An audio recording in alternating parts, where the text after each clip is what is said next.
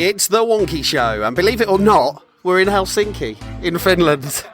We'll chat OFS expectations on harassment and sexual assault. There's a new HEPI report out on language learning, and we'll reflect on a week of roaming around the Baltics. It's all coming up. Universities are not happy with what is happening with the government right now, or what is happening within the state right now. It's not pleasing anybody, least of all the students and the universities. But within the universities, actually, it doesn't stop them from...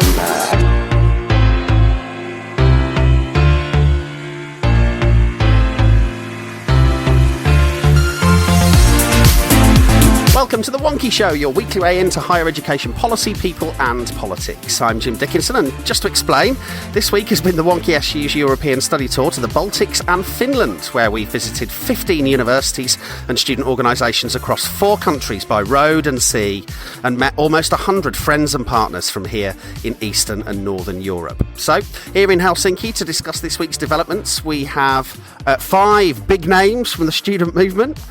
First up, Eve Alcock is president at Bath Students' Union. Eve, your highlight of the week, please. Probably the women in Latvia that led the National Union and the university that we visited, because they were pretty badass. And next up, Vicky Saward-Read is the education officer at Kent Union. Vicky, your highlight of the week? Probably those at Tallinn University. They really had their heads screwed on straight, knew exactly what they were doing, and were so passionate about their jobs. It was really nice to see. Excellent. And Katie Smyth is the president at Newcastle University Students' Union. Katie, your big highlight? Knowing that across the globe we all face the same problems. Oh, gets you right here.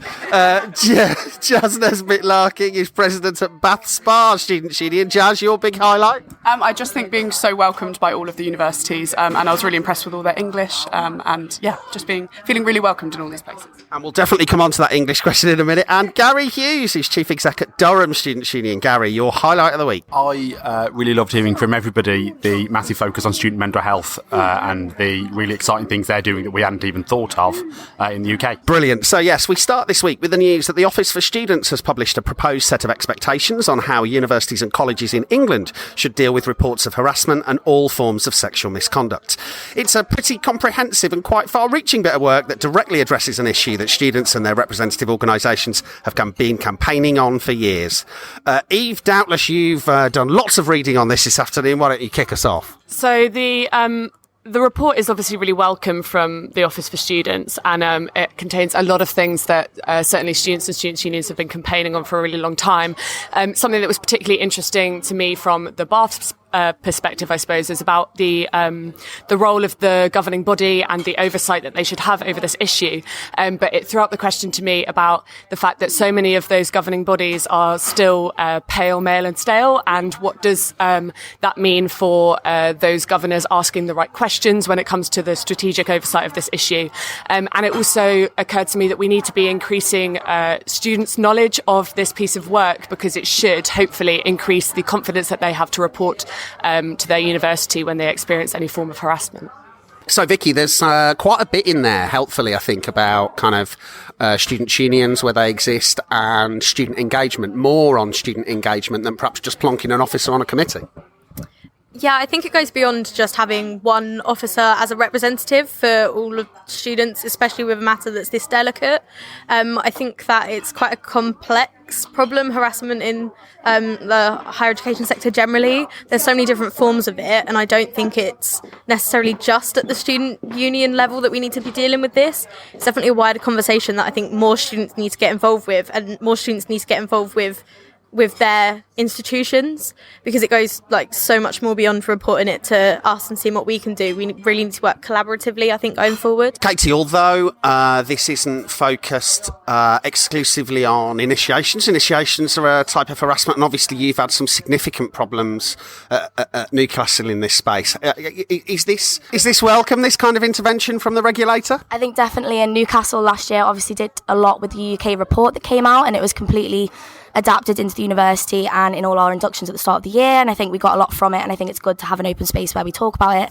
I think a similar thing with this report is that it's really important, and it's about time that we do start talking about it more openly and freely, and I think that in Newcastle, it has come from the students, and I think that's great that it's actually being followed through. It's bottom up, and students need to have more of a say, and not just sit on these committees, but actually drive the change, and students are the change makers, and I think this is evidence of that. Yeah, and Gary, that's interesting, isn't it? Because on the one hand, this is one of the first moments where the Office for Students appears to be actually working on something that students themselves might prioritise. But I guess some universities will be concerned that this represents a kind of regulatory overreach. Yeah, I was really interested in reading the consultation document, how OFS considered taking no action. That was in the rationale that they published. But just imagine if they hadn't, like the scandals that have happened at Newcastle, that Kate was just speaking about, but all across the sector.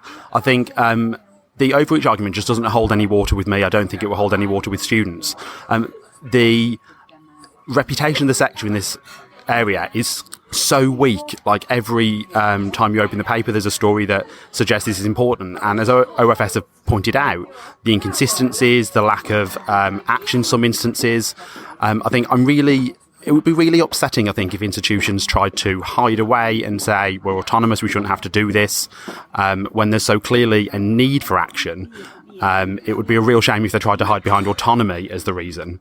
There are good answers we can provide to the consultation, but the expectations that OFS set out seem entirely reasonable to me, and I think they will do to the most of students' unions and students. And Jazz, I guess, one of the things that the consultation touches on is the kind of quality of and training of, the sorts of people that are involved in some of these processes and decisions and, the governance of them. And, I guess, there's an interesting question, isn't there, about an old-fashioned culture that says 3 or 4 academics can handle, a bit of student graffiti, and something a lot more complex going on this time. Yeah, I think I completely agree with kind of what everyone said so far, and I do think that this is an issue that isn't going away, and I do think that universities need to admit that they probably can't face this alone, and they probably need some external input to kind of understand these issues, have further representation across the board, not just from students, but actually getting professionals in who can deal with these issues, and admitting that they kind of need that support for sure. And Gary, just before we move off this, there is an interesting question directly for students' unions and to some extent, departments of sport, halls. OFS is pretty clear here that if one student complains about another, it regards the university responsible. But, I can think of all sorts of universities which effectively delegate lots of student conduct and discipline issues either to their students' union or, there are those cases, that case at the Oxford Union the other week. There's all sorts of bits and I wonder how that might play out. Yeah, as a students' union manager, that really interests me because a lot of the activities we will run, we hear reports where things are just unacceptable. I wouldn't go so far as to say that I know any examples of the calibre that we've seen in the press, but the guidance is really clear. It's trying to cover all sorts of ways in which students are harassed on campus. What was really clear to me in the consultation was that we can't not work on this. Even if this consultation wasn't here, we should have been doing this anyway.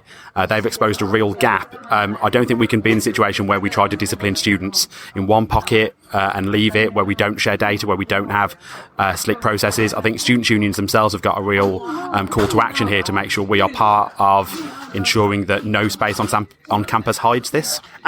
And Eve, this issue about student coverage is really interesting, isn't it? Because I guess, lots of procedures kind of have a hidden assumption that it's about full-time undergraduates. But this, OFS is really clear about meaning all students. Yeah, definitely. And it's something I was really, really pleased to see in the report, especially somewhere like Bath, where 60% of our student body take the third year out on placements. And so to see that sort of diverse range of students and student experiences covered in the report is so important, especially as certainly from my experience as a representative, it's far more difficult to get that support from your institution if you're not physically there on that campus. And increasingly, the way the sector is going, we're going to see more and more of those students in future years. So it's absolutely integral that they are central to this work moving forward. Now, this week we've been across the Baltics and Finland to strengthen links with Europe, promote cooperation and steal some ideas.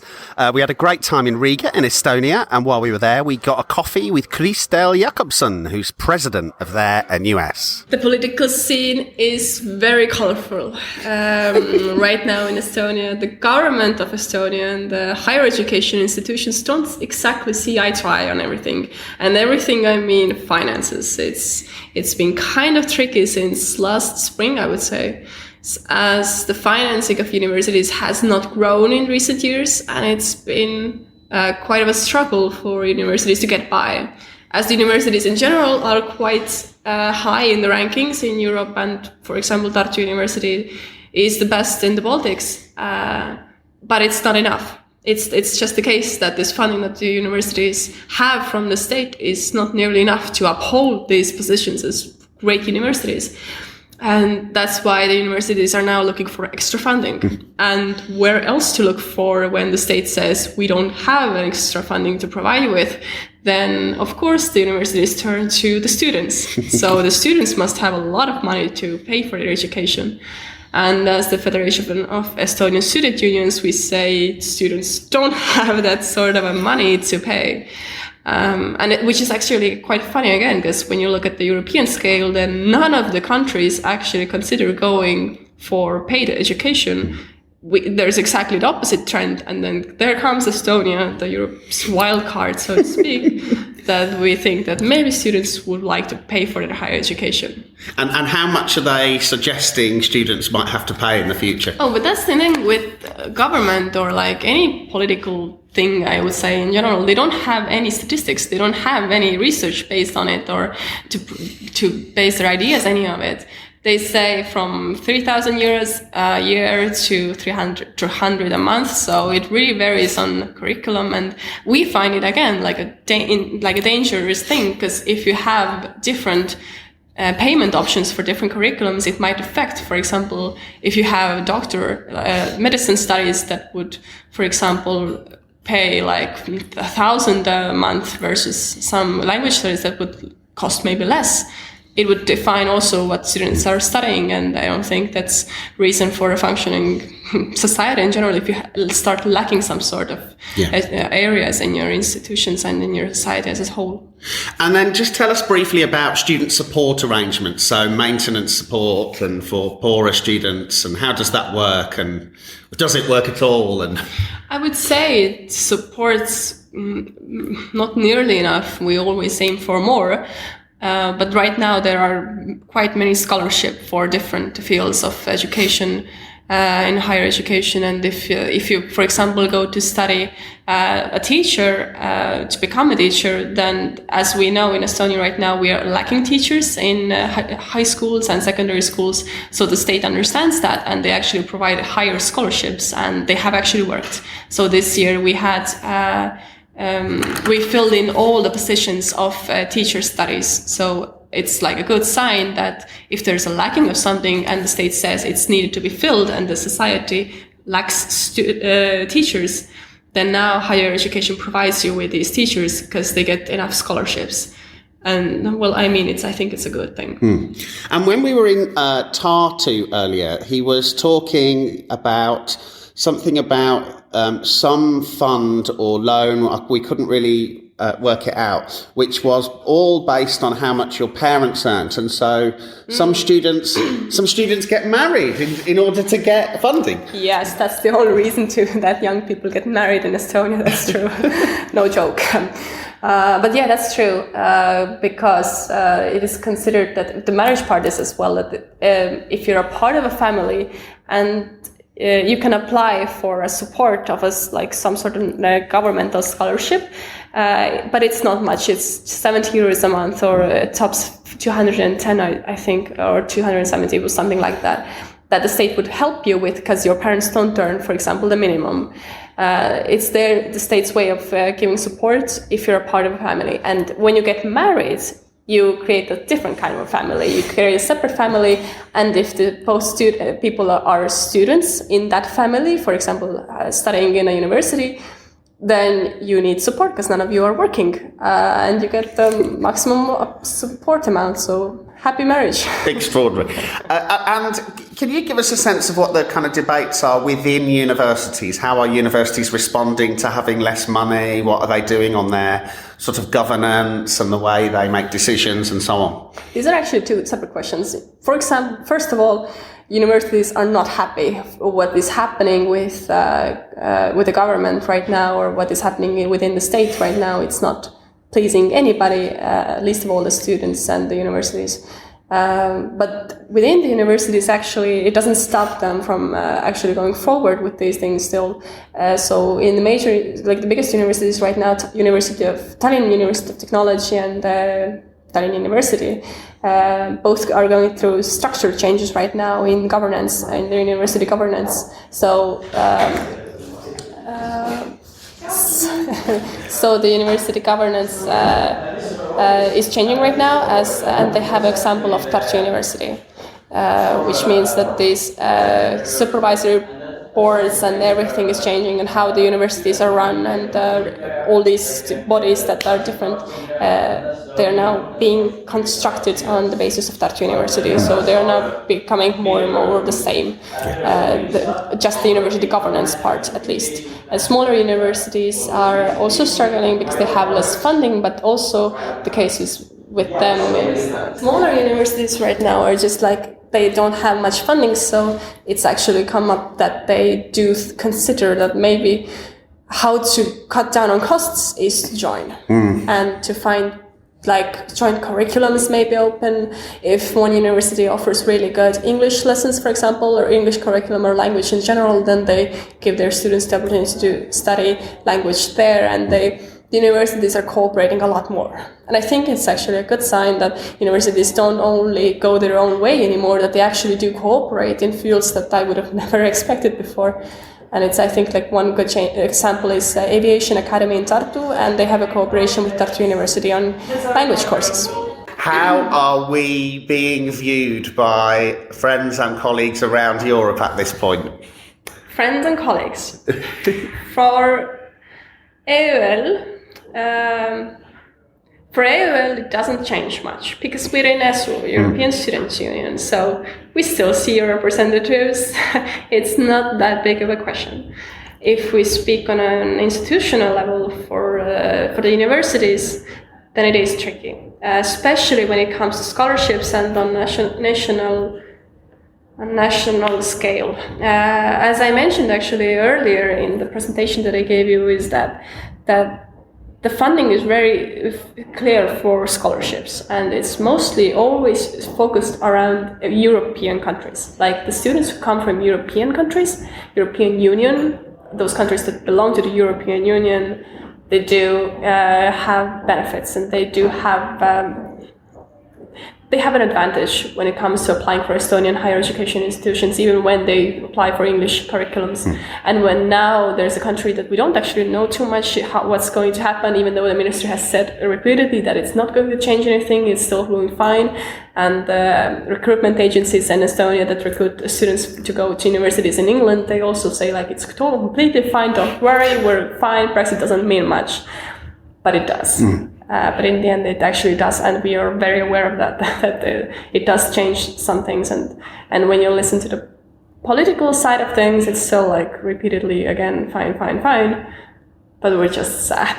Yeah. We're just a little sad, but it's okay if it's what the people want, and it's what the people want. Now, next up, a paper from HEPI calls for fresh action this week across the education system to improve the UK's woeful performance on young people's acquisition of a second language. The report's author, Megan Bowler, a third-year student in classics, notes that 32% of 16 to 30-year-olds in the UK feel confident reading and writing in another language, compared to an 89% average in other EU countries. Vicky, lead us off on this one. Yeah, I think there's a bit of a push at GCSE level for students to sort of take up either French or Spanish, but I think that push probably comes a bit too late for most students, and then by the time you're doing it at GCSE and then A level, you're probably not quite at that standard that you want to be taking at university. And I think over here, especially as we've been talking to various students from various levels of education, it's really important that they've been learning it from primary, and that it's embedded within them that they have to have at least another language. And I found it quite interesting that Christelle, who you just mentioned, she said that she didn't get a job because her Italian wasn't good enough, and it was one of 7 languages that she knows. Which, if we came over here and tried to get a job like that, we'd be laughed off because I barely know 2 languages. So it's really interesting to see how important it is to know more than one language, whereas I don't think we have that instilled within us from as young an age, and the importance just isn't there. So I suppose to build on that point, I completely agree that actually that intervention when it comes to prioritising language learning needs to come much earlier than it is currently. But actually what struck me when I read the report that I didn't see was that actually by the time that students get into higher education, because the higher education is a market and we currently don't have enough people studying languages at that level, it's likely to be courses like languages that are going to be increasingly shut down across the UK when the market gets more hostile. And therefore, we really need the push much, much earlier on and also quite rapidly to prevent that sort of pipeline effect. And then the other thing that I thought was really interesting when I was reading the report is the thing that cropped into my head is that we really need to address the culture of like British arrogance that will just travel around Europe and everybody will speak our language and we don't even have to bother conversing in their native tongue. And it's been quite clear as we've been travelling around Europe this week that that's the case. And even the hospitality and the welcoming of everyone that we've seen, it just feels so much more humble and open. And then thinking back to the UK, I just think we have this real culture of arrogance, which I think we need to address at the real core foundation of this issue. Gary, dos cervezas, por favor? Sí, gracias. See, interestingly, I did actually study A-level Spanish, and I think what struck me about what Eve was saying was that Spanish is mentioned as the top language in the report, and that's great, but it does really interest me that we think about modern foreign languages as Western European. I think elsewhere back in London, the government's trundling through the Brexit bill, and it really interested me that the protections, that an amendment trying to seek protection for Erasmus and students abroad was defeated. Now, that's a big, complex political debate, but it does really interest me that if we want to be competitive in the world, if we're open and we're turning outwards, Americans speak English, I suppose, but what are we doing in terms of Russian, Japanese, Arabic, Mandarin, and the other languages that are mentioned? I think I was fortunate enough to go on a research trip to Australia a couple of years ago, and actually the languages that are taught in schools there, nobody's learning French because they speak it in France.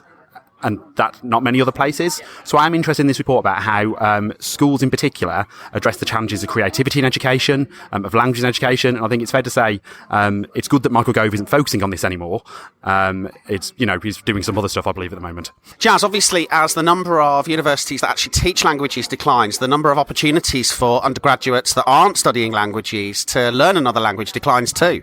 Yeah, I think I'm really actually glad this is being brought up, as I think it's a massive issue and we kind of all need to address it. I think the lack of opportunity is a massive thing, but I think going back to Eve's point about that arrogance of British culture, and the biggest thing that I've realised being out here is that we all expect people to speak English, and there's also this negativity around learning language, like when we used to go on school trips and people would be embarrassed to kind of speak in the accent or things like that, and actually there's all this negativity around learning something new and making mistakes, and I think that comes from our culture, but actually languages are amazing and they are a really good tool in not just employability but widening your networks in the outside world. So I think it's such an important thing that is being addressed, and I think it does start from that really early education, and it can only kind of be fixed there because it's a culture change that I think we need. And Katie, look, Brexit has come up a number of times on the trip, and we're going to need to think about our international outlook and what we give to graduates, aren't we? Yeah.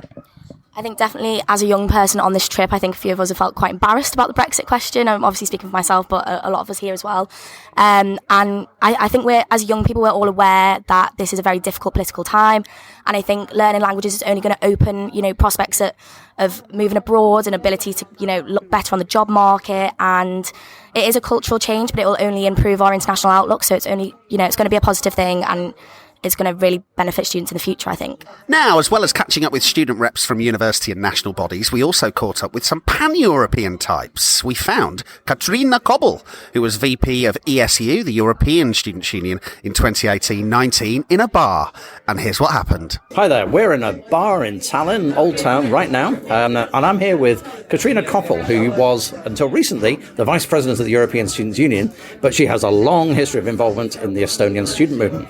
Katrina, how did you get involved in the first place? Well, my involvement started actually when I was already in high school, but I did choose my university by the student union. So when I was choosing between two political science degrees, I went with the one where I knew that the student union was stronger, much more interesting. So I ended up in one of the bigger Estonian universities. what someone would maybe describe as climbing the career ladder through the local student union to the national student union. As the vice president of the Estonian Student Union, I did up and representing Estonia in the European Student Union, and eventually ran for the sort of European Student Union first executive committee and then vice presidency. Did also run for president, and did end up losing the elections as well. Tough experience in my life. Okay, so when you were working at a European level, what were the main issues you were dealing with? Well, the major issue, of course, at my time was visa issues plus issues with international students, with regulations across the board tightening when it comes to international students' rights to work, rights to study, especially rights to study without massive tuition fees. It's a massive issue across Europe. A large part of my job for the previous year was also actually dealing with Brexit, because a lot of the Brexit regulation was going through the European Union, and of course us as the representatives of also UK and Irish students did deal a lot with how that might turn out on a pan-European level. Okay, now I know you're now lecturing and working with the next generation of students. What are they saying about Brexit and things like that? Well, frankly, they don't know what's going to happen with Brexit, and even more frankly, neither do I. So Brexit is a very difficult issue to teach. When you, as a lecturer, have to, admit that you don't know what's going to happen, you can't give them any definitive information because no one knows what's going to happen. Probably not even the people dealing with it, probably not even the Prime Minister of the country. Of course, as a lecturer, it's always my job to sort of remain vulnerable when I don't know everything about everything. Students are always going to have a smartphone in the pocket, and they can Google any information and be smarter than me in a second. It's more my job to make them discuss, make them think critically. When it comes to talking about Brexit during lectures, it's much more a discussion of possible future speculation than it is teaching any definitive knowledge other than the percentages of the referendum. And finally, we thought we'd have a little think about some of the learning from the week. So who wants to kick us off on their, observations from the week? Something that really struck me as we've been going down around all of these unions has been when they've done their presentations, liberation and liberation topics don't feature that much automatically unless we've asked about them. And actually, I think it must have been one of the Lithuanian unions quite openly said, I think the UK is about 20, 30 years ahead on these topics than we are. And that did seem to be the case when we were talking about issues. I think it was only one of the Estonian unions that spoke about LGBT issues, for example, without us asking about it first. And in a weird way, actually, it made me quite reassured that we were heading in the right direction within the UK, and that actually perhaps a lot of these Baltic states might have that sort of period of time and enlightenment and liberation ahead of them, actually. And I guess, look, the other thing that we've seen all week are fascinating big national debates about size of the sector, student numbers, whether you give students funding or not, student loans. We've seen all sorts of big contemporary sector debates. And, I've sat there all week thinking, oh, that's not what Philip Auger said in the UK. And so, yeah, I mean. So, I just wondered, your thoughts, folks, on the panel, on, some of the things you've seen in terms of the way in which higher education is perhaps thought about in politics or how that's done and so on. Yeah, two things really interested me about the examples we've seen. One of which was a few institutions we visited were just having the 100th birthdays, quite a few actually, and they were electing their rectors, their vice chancellors, and the extent to which people spoke about that as a community event was really interesting and inspiring. Now, some of our vice-chancellors will be elected, I'm doing inverted commas here, by Senate or Council. Some will be chief executives and appointed, and that's fine for the institutions. But it did interest me that the way our host spoke about it made it seem much more the community came together and decided what it wanted. Like there was one place we visited the current rector is going for re-election, but it's contested. There's people from outside the institution going for it. Really interesting. The second thing that really interested me was in Finland, where they spoke about the institution as a community of academics and students and professional staff. Now, at Durham, I'm included in the professional services staff. I go to the Vice-Chancellor summits. They're generally incredibly empowering. But it does really interest me sometimes that you do get like helper goblin syndrome. Like it's, if the professionals could be silent and obedient, that would be really helpful. There's a definite vibe of that sometimes. And we think about institutions as being academics and students. But actually the extent to which who determines the culture of the community, we've spoken about sexual harassment in this podcast, and that is a community intervention. everybody needs to be on board with that. That's about values and what you do when you don't have a procedure. So I think Finland talking about their professional services colleagues as part of the decision-making process, they were a third of Senate. It wasn't students and academics, it was also professionals. And again, 9 out of 10 British institutions would burn down if somebody suggested that. But it seems such an obvious idea to think about when you're talking about cross-campus cultures, that you include all the people. Here they do that. I really wonder what would happen if we did that in the UK. There's something that's really stayed with me. For the first few unions that we visited, various people asked about how students are perceived by their local communities, because in the UK we always talk about town gown issues, it's rubbish or it's noise or it's drinking or whatever it is. And actually for the first few unions that we asked, the answers suggested to me that they didn't quite understand the concept of the question, i.e. the fact that the students were viewed any differently from anybody else was quite alien. And then this morning we were at Turkey University and we asked a similar question, and the president said a phrase which was, "I think people like students because we are the future." And it was such a simple thing, but I was like, it's not a thing in the UK, or it's certainly not a thing in the UK that we see, a narrative in the press or anything. And actually I thought that was quite stark, that there seems to be this real significant difference between the way that sort of citizens or the public view students in these states that we've been visiting compared to the UK, because certainly in the last 5 years I think students have been demonised somewhat, certainly in the press. I think something that we in the UK could probably learn from is that collaborative approach, and all of the unions that we've been to have worked in unison with their universities, but also in unison with each other. Every union we went to was very aware of what was happening in the other unions around their country respectively, and also across the region that we've been visiting. And I think it sort of goes to show that there are those strong links that could be had. And I know we've got a lot more universities and unions in the UK than they sort of do in the countries over here, but I think something can be said for that collaborative effect. And I think that possibly goes a long way to explaining why there isn't that student problem over here, or the perception of students being an issue, because all of the students get on with each other. There's no rivalry between universities and unions within the same town, because they are a student town. They are one group, and they don't feel like they have to get argy-bargy about their space almost. And I think that the national unions are doing a lot to just have the oversight. They don't necessarily intervene. They don't necessarily dictate what the smaller unions should be doing, but they are that umbrella to look out for all of the unions and just make sure that they're not feeling alone and that they do know what everyone's doing. And I think that sort of constant contact with each other, and the fact that they have all of these summits and they meet once a month in the capital to have a chat about what's going on, is really inspiring. I think as well, something that we picked up in Finland today was that, we are in Finland, right? Was that they have a student NHS. They pay €55 a year to be part of this, and it's, obviously separate from their usual health service, but it also just shows how much they prioritise, all forms of health. Obviously in the UK and, across the globe, a huge issue at the moment is mental health, and I think they are going in the right direction with this. The NHS, obviously the UK NHS is strained, always is, probably always will be, if we still have it.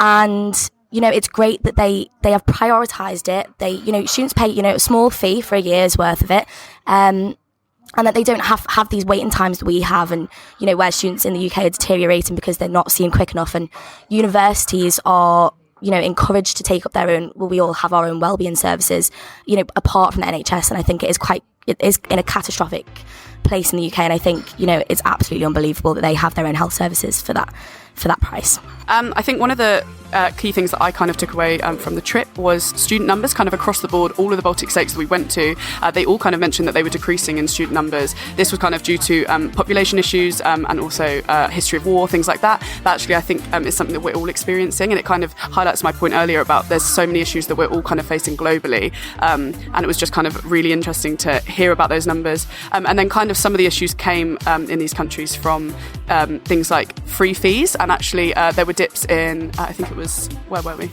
Tallinn that we were in Estonia, where they were talking about actually the student numbers dropped when the fees became free, which I just find kind of crazy. So there's so many interesting topics about actually maybe free fees isn't the answer, and sometimes we look towards that, but it actually, I don't think anyone has the answer for the situation. Excellent. Well, that's about it for this week. We'll be back in the UK next week with the usual show. To find out more about anything we've discussed today, in theory, you'll find links on the episode page at wonkhe.com, but I doubt it. I'm not actually sure when I would. Do you know what I mean? It's not like this is nonsense. Anyway, you can definitely leave your thoughts and comments on that page. Don't forget, you can subscribe to us automatically. Just search for The Wonkhe Show on your favourite podcast directory, or you'll find the feed you need on wonkhe.com/podcast. And if you think you've got what it takes to be a guest on the show, do drop us an email on team@wonkhe.com and we'll be in touch. So thanks very much to Vicky, Eve. Casey, Jazz, and Gary. To the crew from Team Wonkhe for making the show happen, and of course to you for listening right to the end. Until next week. Stay wonky.